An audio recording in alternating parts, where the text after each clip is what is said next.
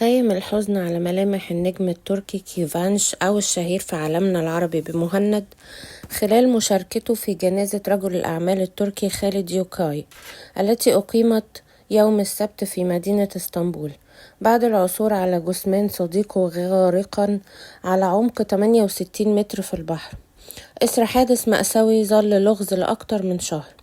رصدت عدسات الصحافة التركية تأثر بالغ من كيفانش الذي بدا عليه الحزن الشديد، حيث رفض الإدلاء بأي تصريحات لوسائل الإعلام، وفضل الوقوف بصمت إلى جانب العائلة مكتفيا بالمواساة في لحظة خيم عليها الوجع والذهول.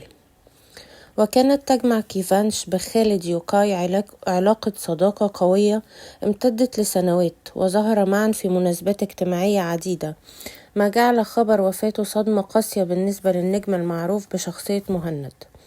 ووفقا لمصادر مقربة فإن كيفانش كان يتابع تفاصيل البحث عن خالد يوكاي عن قرب، وكان يأمل في نهاية مختلفة، إلا أن العثور على جثمانه شكل لحظة ألم حقيقية عاشها مع كثير من الأصدقاء المقربين من الراحل. ولم يكن كيفانش وحده في لحظة الوداع، فقد شارك في الجنازة عدد من الفنانين والشخصيات العامة.